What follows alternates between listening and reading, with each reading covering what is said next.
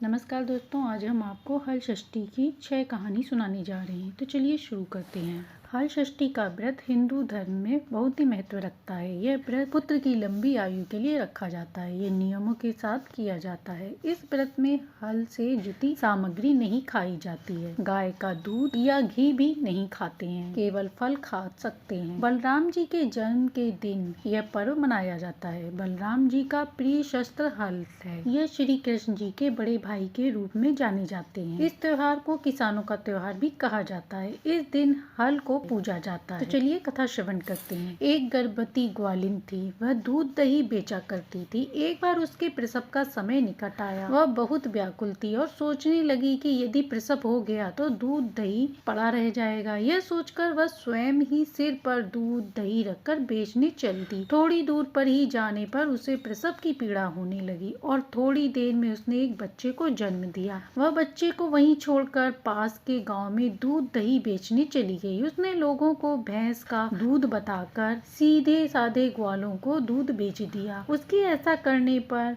हलषष्ठ माता क्रोधित हो गई। जहाँ उसने अपने बच्चे को छोड़ा था वहाँ एक किसान खेत जोत रहा था। उसके बैल बेकाबू होकर भागे। वह उस बालक के पेट में हल धस गया और उसकी वहीं पर मृत्यु हो गई। कुछ समय बाद ग्वालिन दूध दही बेचकर वहाँ पहुँची तो बच्चे को मरा देखकर दुखी होकर रोने लगी और वह समझ गई कि मैंने झूठ बोला था, इसीलिए ऐसा हुआ है। अब उसने गांव वालों को सच बताकर प्रायश्चित करने की सोची। उसने गली गली घूमकर सभी को सच बताया। वहाँ की स्त्रियों ने उसे क्षमा कर आशीर्वाद दिया। इसके बाद सभी का आशीर्वाद लेकर जब वह वहाँ पहुँची तो देखा बच्चा जीवित था। वह चकित रह गई। उसने प्रण किया कि अब कभी भी झूठ नहीं बोलेगी। तभी से वह पुत्र की लंबी आयु के लिए हल षष्ठी का व्रत करने लगी। कहा जाता है जब बच्चा पैदा होता है छठी माता बच्चे की देखभाल करती है, उसे हंसाती है, उसका ध्यान करती है। इसलिए बच्चे के जन्म के बाद छठी माता की पूजा होती है। इन्हें बच्चों की रक्षक वाली देवी माना जाता है। दूसरी कथा के अनुसार भादों का महीना आया। उस दिन हल षष्ठी का दिन था। धरती पर इंद्रलोक से इंद्राणियां पूजा करने आईं। उन्हें एक गाय दिखाई दी। उन्होंने गाय की पूजा करने लगी। वह आगे से सींग मारती, पीछे से करती तो पीछे से मारती। इंद्राणियां बोली, हम तो तुम्हें पूज रहे हैं, तुम हमें मार क्यों रही हो? गाय बोली, मुझे अकेले क्यों पूज रही हो? मेरे बछड़ा भी है, उसकी भी पूजा करो। इंद्राणियों ने गाय का बछड़ा बना डाल की छींटा दी। गाय का बछड़ा जीवित हो गया। अब इंद्राणियों ने बछड़े सहित गाय की पूजा। गाय अपने बच्चे सहित घर आ गई। जब गाय घर आई तो उसकी मालकिन ने कहा, मेरे बच्चा नहीं है, तू बच्चा कहाँ से ले आई? मेरे भी बच्चा लाके दोगी तभी अंदर आने दूंगी। गाय ने कहा, अगले बरस अगली साल जब हल षष्ठी आएगी तब मैं तुम्हें बेटा दूंगी, मुझे अंदर आने दो। अगली बरस हल षष्ठी आई। गाय वन में गई। इंद्राणियां पूजा करने लगी तो गाय पूजा नहीं करने दे रही थी। तब इंद्राणियों ने कहा कि अब तुम्हें क्या चाहिए? गाय बोली, मुझे बच्चा दिया है, वैसे ही मेरी मालकिन को भी बच्चा दो, नहीं तो वह मुझे घर में रहने नहीं देगी। यदि तुम बच्चा दोगी तो पूजा करने दूंगी। तब इंद्राणियों ने गर्भ का बच्चा व पालना बनाया। पलने को गाय के सींग से बांध दिया, उस पर छींटा दिया, बच्चा जीवित हो गया। इसके बाद इंद्राणियां पूजा करके चली गईं। चलते समय इंद्राणियों ने कहा कि तुम अपनी मालकिन से कहना कि हर साल हल षष्ठी माता का व्रत पूजन करे, जिससे उसके पुत्र की आयु लंबी होगी। गाय बच्चा लेकर घर आई तो सभी कहने लगे, सेठानी गाय तेरे लिए बच्चा लाई है। सेठानी ने गाय का स्वागत किया। हे गाय माता, जैसे आपने सेठानी पर कृपा करी, ऐसे ही अपनी कथा कहानी कहते सुनते हुकारा भरते सभी पर अपनी कृपा बनाए रखना। किसी नगर में 2 सौतन रहती थी। एक का नाम था रेवती, दूसरी का नाम था मानवती। रेवती के कोई संतान नहीं थी, जबकि मानवती के 2 पुत्र थे। रेवती हमेशा अपनी सौतन के बच्चे को देखकर जलती थी। एक दिन उसने मानवती से कहा, बहन, रास्ते में आज कुछ लोग मिले थे। उन्होंने बताया कि तुम्हारे पिताजी बीमार हैं, वह तुम्हें देखना चाहते हैं। रेवती ने कहा कि तुम पिताजी से मिलाओ, तुम्हारे आने तक मैं तुम्हारे बच्चों का ध्यान रखूंगी। वह अपने पुत्रों को रेवती के हाथ में सौंपकर मानवती मायके चली गई। अब रेवती बच्चों को मारकर जंगल में फेंक आई। जब मानवती घर पहुंची तो देखा पिता स्वस्थ हैं और पिता से रेवती की बातों को कहा तो उन्होंने कहा कि मुझे तो रेवती नहीं मिली। तब वह सब समझ गई। पिता ने पुत्री को बच्चे के पास जाने के लिए कहा, किंतु मानवती की माता ने कहा, पुत्री, आज हलषष्ठी माता का व्रत पूजन का दिन है, तुम भी यहीं पर व्रत पूजन कर लो, कल चली जाना। मानवती वैसा ही किया और अगले दिन घर जाने लगी। रास्ते में वही जंगल पड़ा जहाँ रेवती ने उसके पुत्रों को मारकर डाल दिया था। मानवती ने अपने पुत्रों को खेलते हुए जंगल में देखा तो पूछा, तुम लोग यहाँ कैसे? तो पुत्रों ने बताया कि आपके जाने के बाद दूसरी माता ने हमें मारकर यहाँ फेंक दिया था, तभी किसी स्त्री ने हमें जिंदा कर दिया। अब मानवती को सारी बात समझ में आ गई कि यह सब हलषष्ठी माता की कृपा से हुआ है। तो प्रेम से बोलिए हलषष्ठी माता की जय। अब सुनते हैं चौथी कहानी। चंद्रवत नामक एक राजा थे। उन्होंने नगर में राहगीरों के लिए तालाब खुदवाया, पर वह सूख गया। राजा को जब यह पता चला तो वह बहुत दुखी हुआ। उसका धन व्यय चला। उसी रोज राजा को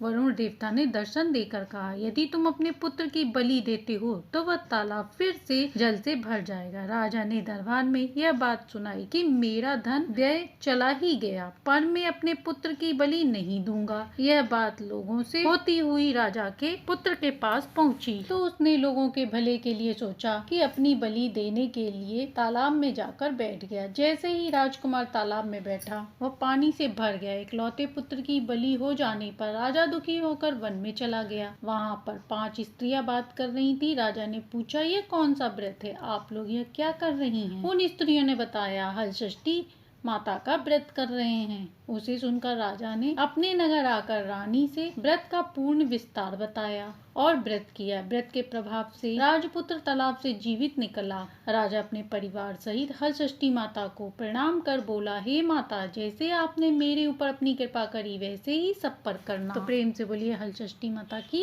जय।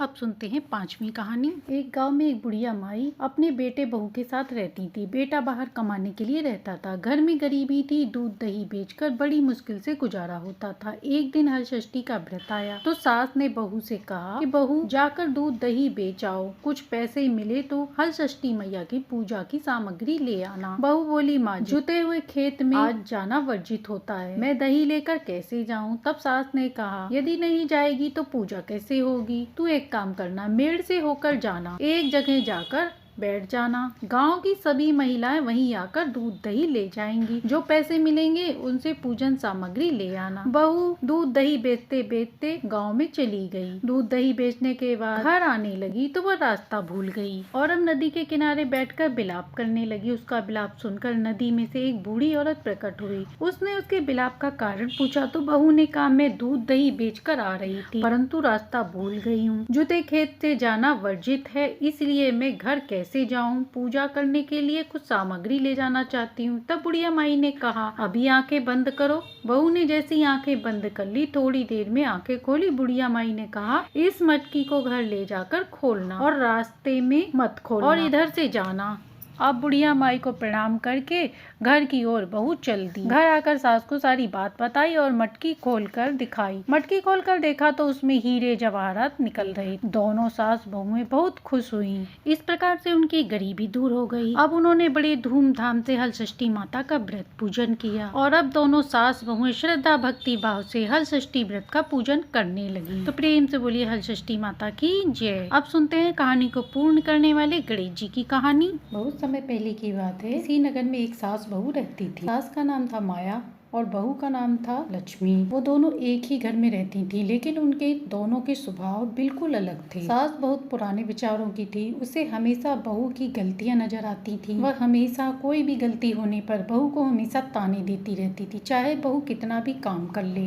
लक्ष्मी बहू शांत, संयमी और भगवान गणेश में आस्था रखने वाली थी। वह पूरे घर का काम अकेले ही करती और समय पर करती और पूरे घर वालों की हर चीज का ध्यान रखती। एक बार गणेश चतुर्थी का पर्व आने वाला था। गांव की सभी औरतें, सभी गांव वाले बड़े उत्साह से पूजा की तैयारी कर रहे थे। लक्ष्मी ने भी निश्चय किया कि वह भी इस बार गणेश महाराज की पूजा निश्चित रूप से करेगी। इसलिए वह सुबह जल्दी उठी और पूरे घर में साफ सफाई की। उसने गणेश जी की मूर्ति मिट्टी से बनाकर उन्हें खूब अच्छे से सजाकर उन्हें स्थापित किया। अब रोज सुबह सवेरे जल्दी उठकर नित्य नियम से नहा धोकर उनकी पूजा आराधना करती, भजन गाती। लेकिन उसकी सास को ये सब अच्छा नहीं लगता था। वह हमेशा उसे डांटती और कहती, क्या मिलेगा तुझे इतना समय बर्बाद करके पूजा के नाम पर समय बर्बाद करती है। घर का काम करे तो कुछ आगे भी बढ़े, बस खाली फालतू समय बर्बाद करती है और दिखावा करती है। बहू ये सब सुनती और चुप रह जाती, वह कुछ भी नहीं कहती, वह चुपचाप अपना काम करती और मन ही मन में गणेश भगवान की भक्ति करती। गणेश चतुर्थी के 10वें दिन जब बहू ने पूरे विधि विधान से गणेश जी का विसर्जन किया, उसी रात उसे एक स्वप्न आया। सपने में गणेश भगवान ने उसे दर्शन दिए और कहा कि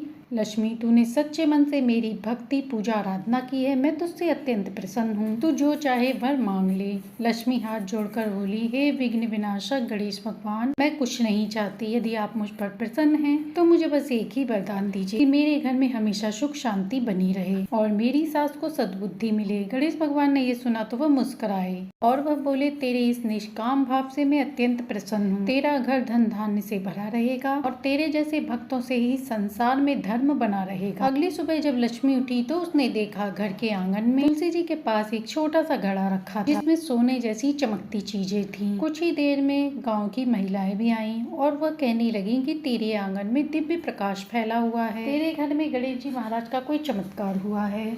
सास ने भी जब यह सब देखा तो वह भी हैरान रह गई। सास भी सोच रही थी कि बहू की पूजा में ऐसा क्या था जो गणेश भगवान इतने प्रसन्न हो गए। एहसास हुआ, वह बहू के पास आई और बोली, लक्ष्मी, मैंने तेरे साथ बहुत बुरा व्यवहार किया है, तुझे ताने मारे, तेरा अपमान किया और तू फिर भी चुप रही और तूने भगवान से मेरे लिए सद्बुद्धि मांगी। सास ने हाथ जोड़कर कहा, तू बहुत महान है। बहू ने सास के पैर छुए और कहा, माँ जी, आप तो माँ के समान है, मैंने कोई बड़ा काम नहीं किया, बस मैंने मन से पूजा की है और भगवान सच्चे मन की पुकार ही सुनते हैं। यह देखकर सास की आंखों में आंसू आ गए और उस दिन से सास बहू दोनों गणेश भगवान का नित्य नियम निभाने लगे। अब वह बहू को अपनी बेटी की तरह मानने लगी। पहले ये घर कलह और तानों से गूंजता था, परंतु अब भजन, पूजा, आरती के स्वर गूंजने लगे। गांव वालों को भी ये सब देखकर बहुत बड़ी प्रेरणा मिली। उन सभी ने मिलकर गांव वालों की स्त्रियों को पूजा का महत्व बताया और अगले वर्ष गांव में सबसे सुंदर गणेश महोत्सव मनाया गया और तभी से आज भी गांव में यह परंपरा चल रही है। गणेश जी भगवान विघ्न हरने वाले हैं, लेकिन वह उसी के साथ होते हैं